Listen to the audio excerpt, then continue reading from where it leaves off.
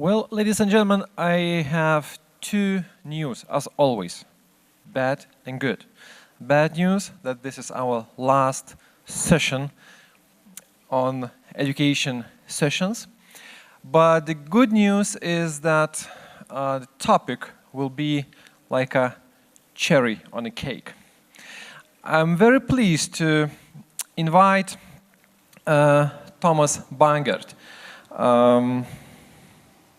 Director Display EU of TripAdvisor, who started his career in travel industry in year 2000. In 2011, he moved to TripAdvisor, and now he acts as a Director Display EU. I believe you will share with Thomas your experience. But beside this, you also get a new information, not only how to get advisors from TripAdvisor, but also how to build long-term relations with your customers. So, Thomas.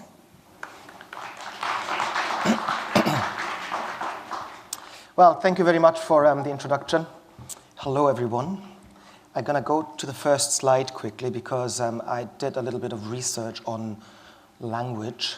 So, Labadiena, is that right?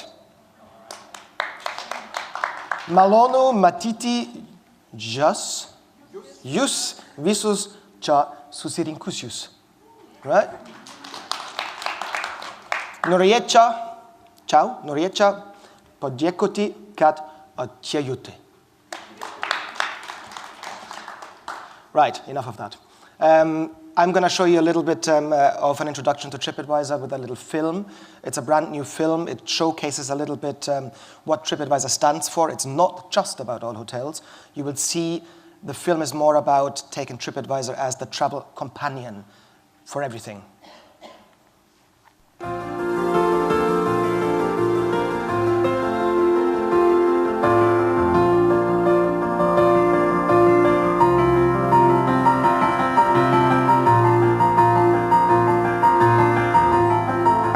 My first trip, discovering new places, planning new experiences, sharing new memories,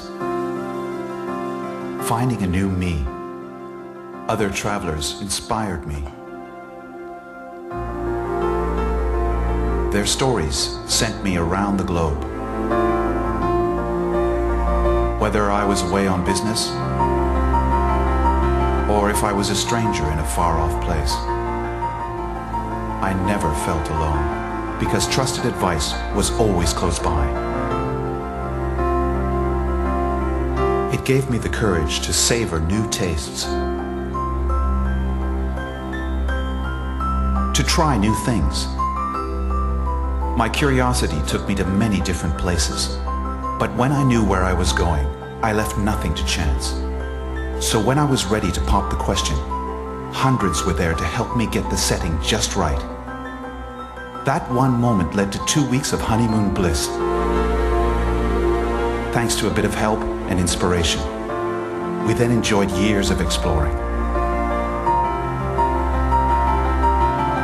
Sometimes with our kids, and eventually many without.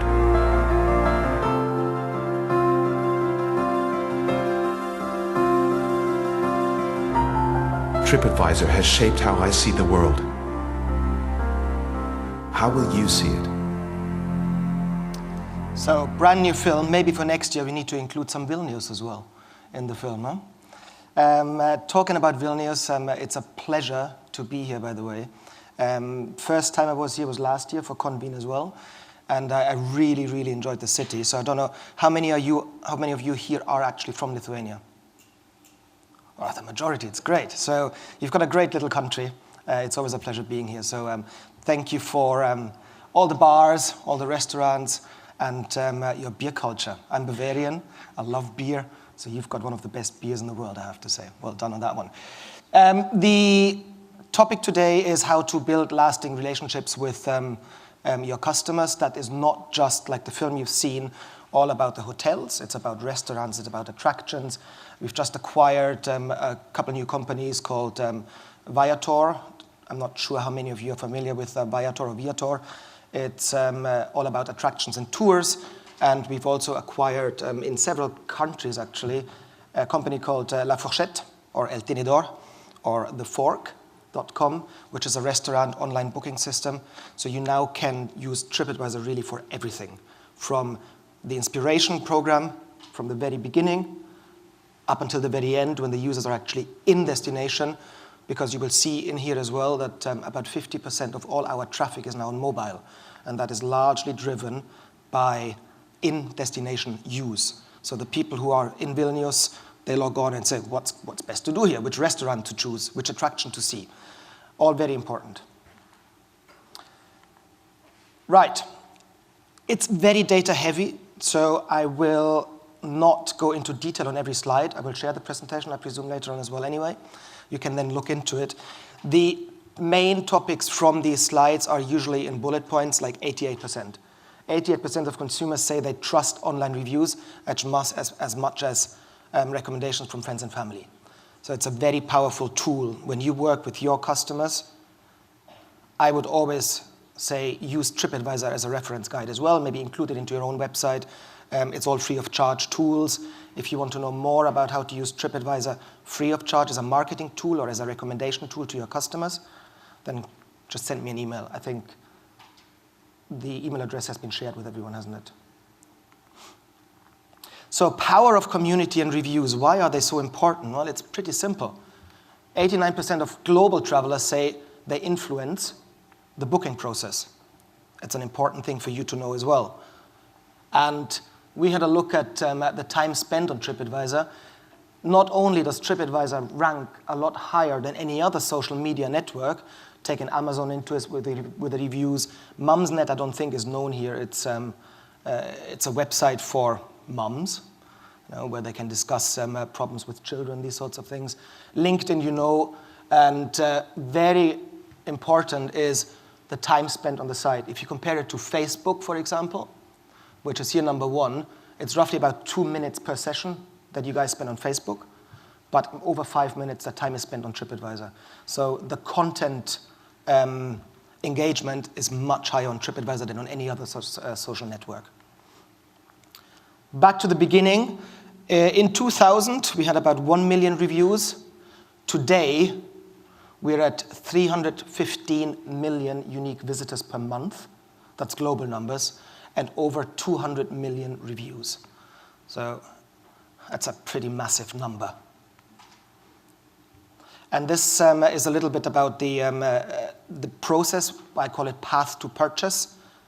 Contrary to common belief, the purchase is not done within 2 to 4 weeks. The whole process starts a lot earlier.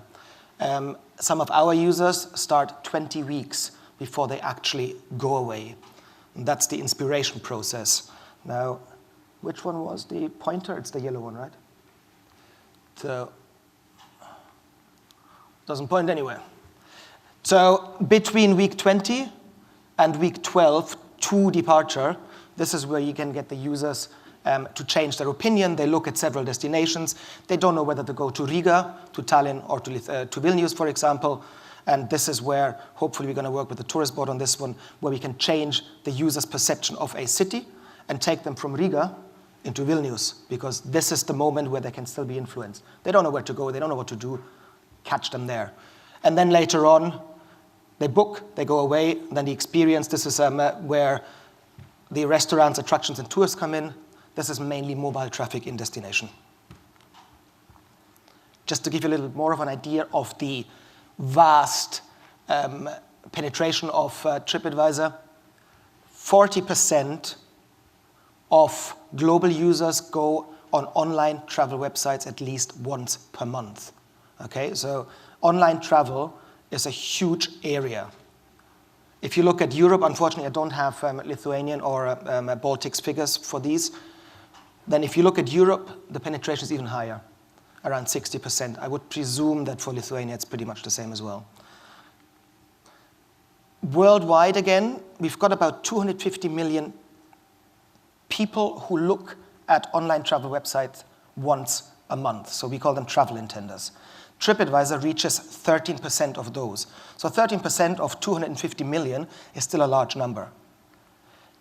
Of these 250 million, only 8% will actually start booking online. So this 250 million number suddenly shrinks to a smaller, more workable number. The others are just browsing. They're looking for inspiration. They're dreaming of holidays, but maybe cannot just go away. So 8% will end up booking. And of these 8%, 31% will have gone to TripAdvisor to check where they go. So of your users, your customers, 1/3 will check TripAdvisor. So these 30%, don't forget about them. So if you have your booking process, integrate TripAdvisor into the system. Doesn't cost you anything. Skip that one. Looking into Lithuania, I've got numbers for the Baltics in general, if you need later on, and for Estonia and Latvia as well. But I thought, since we are in Lithuania, let's concentrate on Lithuanian figures. Skip that one as well. The main markets that look at Lithuania as a destination, that was throughout the whole of 2014, are Russia and the United Kingdom. Russia, I believe, will have dropped down a little bit in the last few months, since they're not as actively traveling anymore. But the UK is your second biggest market, and I presume people coming into Lithuania, that will possibly be reflected in your booking figures as well. Belarus, US, Italy. The biggest non-European market is the US. So your American visitors do seem to like Lithuania quite a lot as well. The markets that have grown a lot, certainly from a TripAdvisor perspective, are Israel, Belarus, and Latvia and Lithuania. So these are the 4 top markets that have gained a market share overall, globally, of people who are interested in Lithuania as a destination. And the other destinations viewed, so if someone looks at Lithuania as a destination, they also look at the US, Italy, France, etc. But if they look at domestic cities, you can see that Vilnius is clearly the top city looked at, which kind of makes sense, it's the capital. But after that, Kaunas, Klaipėda, I haven't been there, maybe I should go there, as it's the 3rd biggest city in terms of user figures. And if you compare the Vilnius with the other international cities, then no surprise, I believe, that Riga and Tallinn are followed closely after. But from a Baltics perspective, Vilnius is the #1 city. It's not Riga, it's not Tallinn, it's Vilnius. So we skip that. Your seasonality is very interesting as well. I'm not sure what happens in February, because it's right now. Maybe it's too cold for the international community to come to Vilnius, but the peak is clearly the summer months. I haven't been here in summer. I've been told it's very nice, it's very warm, and it's very green. And people are sitting outside in the cities, having their beers. I believe that that will possibly explain the hike in the seasonality figures as well for summer. Giving you a little bit of a background into the audience that is on TripAdvisor. So these are European figures. The Lithuanian figures are absolutely identical to these. Overall, it's a more female audience. Or it's pretty similar, really, 54%, 46%. And the annual household income, now this is a European average, bearing in mind that not every country has as high a salary, for example, like the UK.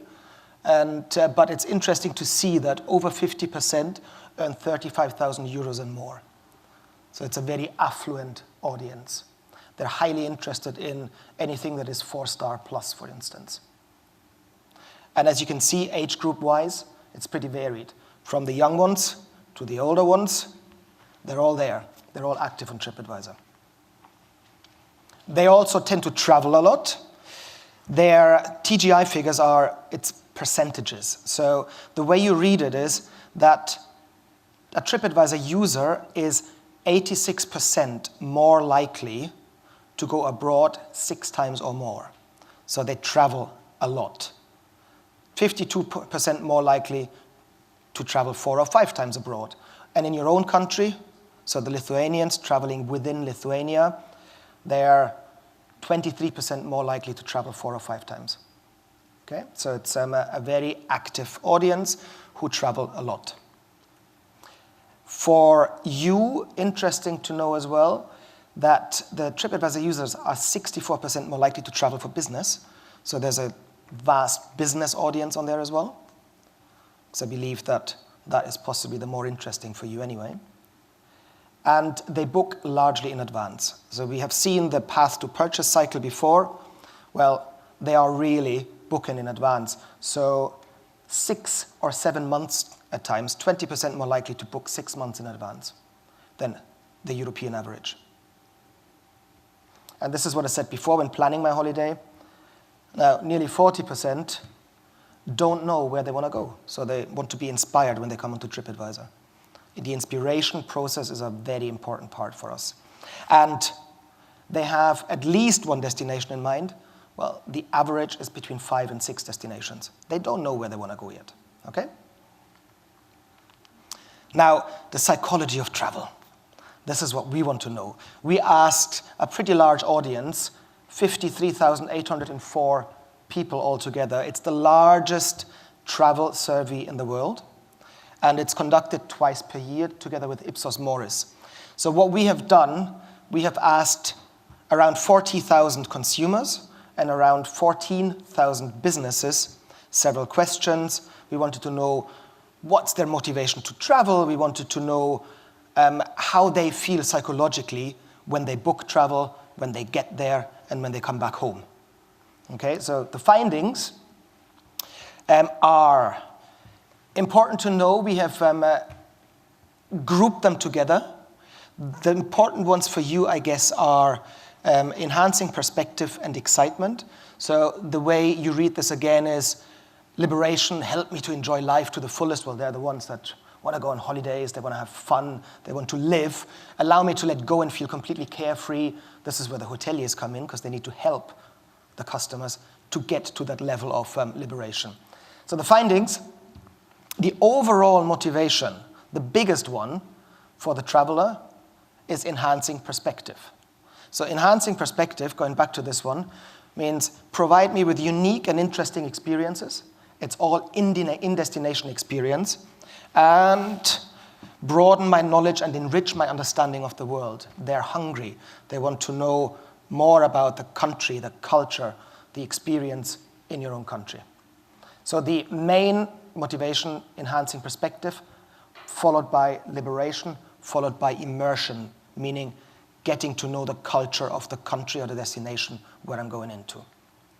And this is where there is a mismatch between the hoteliers, what they think the customers want, and what the customer really wants.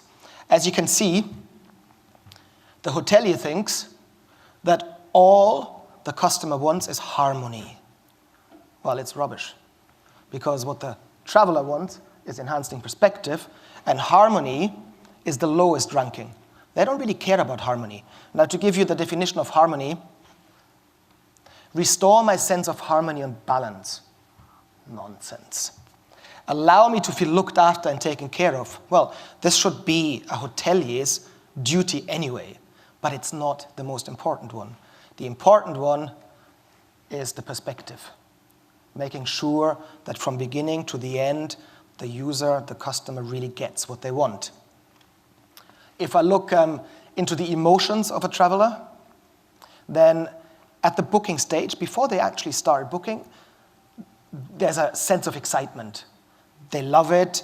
Buying a holiday or going on holidays is a very expensive, normally, procedure.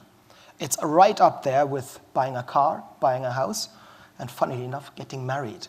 These are 3 very expensive things to do. Well, travel is also expensive. So there's a sense of excitement because traveling, it's something that we all want to do. So when you're in your inspiration mode, then this is how you feel. You're excited. When you arrive at the destination, you still feel excited, but you also feel energized. So from the moment that you arrive in the destination, in the hotel, you get a sense of energy because you are actually there, okay? During the stay, the excitement goes down a little bit, because you're there. But what goes up is the relaxation mode. So the liberation, the relaxation, you suddenly start to feel at ease. I've done all the stress of the booking, of the flying, of getting there. Now I'm here, now I can start to relax. When I'm leaving a holiday is always a bad one, but you feel fulfilled and you feel relaxed. And then when you're back at home, well, I usually get the blues. Then, back at home in London, rainy weather, although it's very similar to here. And but I feel fulfilled, I feel relaxed, and this is where the user then starts to think about going away again. So the main findings that when people get back is 70% of people who travel as a couple start looking at booking the next holiday. So I know that you guys work more in a B2B environment, so this is maybe not as useful an information for you as you would have hoped, but in terms of the psychology of the traveler, 70% come back and want to go straight out again. Okay? Now, if I look at the travelers who go as a family, well, 41% come back and they think they're more open-minded and tolerant. If I look at the extended family, so that's not just going with my family, my wife and my 2 sons, that's going with my mother-in-law, my father-in-law, my parents. My wife wouldn't be very happy if we went on holidays with my parents. And but 51% also kind of develop an open-minded kind of attitude towards the family members. And if you go with people that you don't know, well, again, you try and plan more holidays because, although I'm not sure who of you would go away on holidays with people that you don't know. So, but apparently there are. And the last one, if you go on your own, there the sense of fulfillment is, I have learned something new. Now, the summary of that big survey, I mean, there were hundreds of questions. To go through the survey will take you about 30 to 40 minutes. So I'm not going through every single question that was asked. I'll give you the summary. It's, we're all Europeans. The main motivation, what Europeans do on holidays is, I'm not sure you're familiar with the term to brag about something. It means to show off. Okay? So this is the European average travel motivation. If you look at your friends' Facebook accounts, when they're on holidays, you will see millions of photos of your friends on holidays. Why? Because they're saying, look, me on the beach. Look, me in the bar. Look, I'm eating pasta. This is what you see nowadays. And on TripAdvisor, it's exactly the same. Whereas the other countries have all different motivations to travel. The Asians, they want exhilarating experiences. For them, exhilaration is mainly tied to shopping. So I'm not sure whether you've got lots of Asian tourists in Vilnius, but if they do come, then they're all here to shop. So Vilnius is one big advantage still, it's cheap. Cheap for the international community to travel to. You've got fantastic shops, and it's so much cheaper here than it is in Paris or in London. And if I look at just one more, the Africans. They want to feel special and pampered. So there, the hotelier needs to really give them a 5-star experience. They want to be taken care of. Now, a holiday is not just about lying by the pool, although your friends at Facebook will possibly have a lot of photos, me by the pool, but they are 9 times more likely to crave unique rather than pampered experiences. So they want to live the destination. They want to see what's different about another culture. The honeymoon, we forget, it's only 5%, but 38% of the global travelers include local food culture into their own diet when they get back home. So they learn something new, they try the culture, and they take it away and try and redo it at home as well. So, we already been through this quickly. Main motivation is be more tolerant to others, so whatever. And become more spiritual, whatever. But learn something new is something very important. And 66% of the travelers are planning another trip straight away. So that's important. Don't pack your suitcase away just yet. Now, confusing one. Travelers' emotions, you've seen it before on the slide where they are. So between excited from the beginning to when they are back home, the excitement falls again. And at the booking process, they're not yet fulfilled, but they are fulfilled when they get back home. So it's all about the psychology. And you've seen before the TripAdvisor audience, the age groups. So you know that they are very varied. They're basically from the young ones to the old ones. Now, millennials and retirees, the millennials are the young ones. The retirees are, I would say, possibly the 65 plus ones. They all have the same travel motivation, so they're not different to one another. The only one that is different is the excitement. The millennials, the young ones, crave excitement. So a destination, a hotel, a restaurant, or an attraction needs to excite the young ones. Otherwise, they get bored. 54% of travelers are excited when they're booking. We know that. But only 16% of the hoteliers try to make guests feel like the vacation has already begun. So the slide afterwards will show you what I mean with this. So it's more about what do you do with your guests to make them repeat bookers. And I think this counts actually for the B2B market as well. It's not a one-off booking that you want. You want to work with companies, you want to work with customers that use you again and again and again.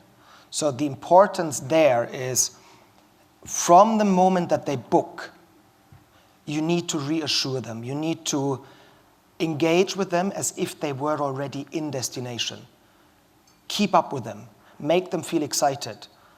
Do not just take the booking, say thanks, and then until they depart, there's no communication anymore. You need to communicate with your customers regularly, even before they arrive at your destination or at your hotel. So that's the building the relationship. Then during the stay, exceptional service. I'm actually quite confused why it is only 49%, but only 49% of the hoteliers that have a 75% plus repeat booking rate give exceptional service. Now, what I have realized here in Vilnius, and I've seen several hotels now, is that the service industry in Vilnius is very high. So you really stand for service. If you go to Italy, Germany, Spain right now, the service there is pretty much atrocious. You arrive at the hotel, you're at the reception desk at check-in, you hardly get a smile. So the nice thing here is you actually get people who smile at you, who go the extra mile to make you feel taken care of, okay? So that's very important. And once you're back at home, 48% of all hoteliers build lasting relationships. So again, the booking is not just the booking and then you don't get in touch until they're there, and then you drop them again once they're gone. Well, this is not how you drive repeat bookings. So it really is you take care of your guests from the moment they book with you, stay in touch with them, pamper them when they're there, and then when they're gone, keep in touch with them because they will come back. They will value that very, very highly. Okay. Ačiū. Thank you, Thomas. Well, it's time for questions. Do we have questions from the audience? Boy, I'll be out of here very quickly. If you want, then I can show you the other trends just to see who's looking at Estonia, for example, because it's all your markets as well. Again, Russia, no surprise. Finland is a big one, the UK. And if I look at Latvia, for instance, then again, Russia is the biggest one, followed by the UK, followed by Germany. So the bookings that you will generate, I presume, are very much from these markets. So these are the ones that will travel to the Baltics, who are interested in the Baltics. Now, let me do like a question for you. Who of you is a booking company? Like, who's a hotelier? Are there any hoteliers in here? Okay, a lone hotelier. Tell me about, what do you do with your customers? What's your rebooking rate? What do we do in TripAdvisor with our customers? We reply to the reviews. Excellent, that's very important, yeah. We try to put new photos. I think that's pretty much all.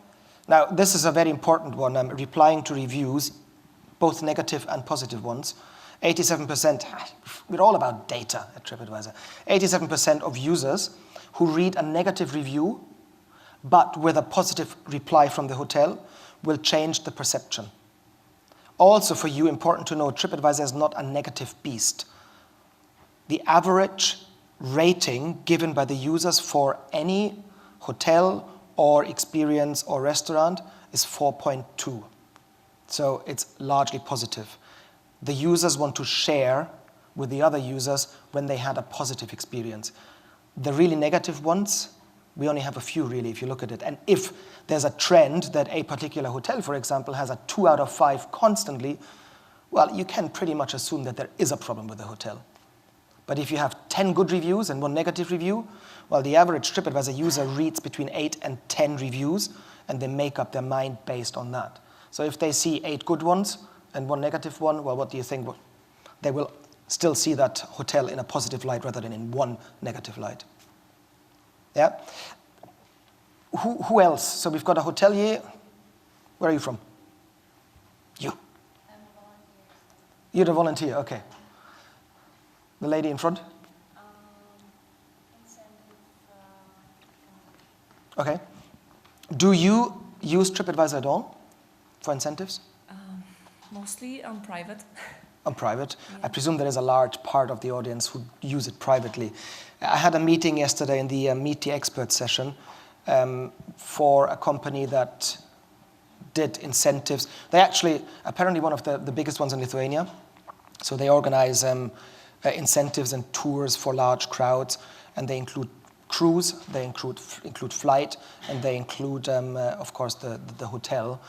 Now, I was very surprised to see that they don't use TripAdvisor at all in that process. So hopefully we have changed that yesterday, because again, it's a free marketing tool. You will all have your own website. You will all sell hotels. You will all sell cruises. You will all sell flights. You can incorporate these reviews on your own website. It doesn't cost you a penny. It's a simple HTML code that you pull over from one site to your website. We can give you access to that very easily as well. But you can be 100% sure that the majority of your customers, when they're on your website, will go to TripAdvisor to check out this hotel that you want to offer your customers. Well, why do you want to lose them? From your website, they close the browser down, they go onto TripAdvisor. Well, that's one step lost already. Now, you want to keep them on your site, because the more they interact with your content, the more likely they are to actually convert into bookings. So pull the TripAdvisor content over to your website. If you have cruise, well, we've got cruisecritic.com. It's the same as TripAdvisor, just for cruises. If you want to give them information about flights, we've got seatguru.com. Now, this is a bit of a geeky website. SeatGuru is, I'm at the moment of checking in, I type in my flight number, up comes the plan of the plane, the seating map. And it's color-coded. Green is a good seat. Yellow is a seat with problems. Might be that it's too close to the toilets. Might be a bit smelly. And the red ones are seats you shouldn't take. So it's largely frequented by the business travelers who fly a lot, but they really, when they are check-in, they really choose their seats based on TripAdvisor recommendation as well. So for every little thing that you do, TripAdvisor could be your companion. So just use it. It doesn't cost you anything. So I've had 3 questions now. Come on, give me one. One question.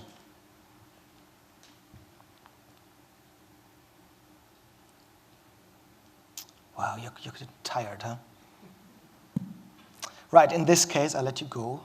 If you have any questions, either contact me straight afterwards at the show or send me an email.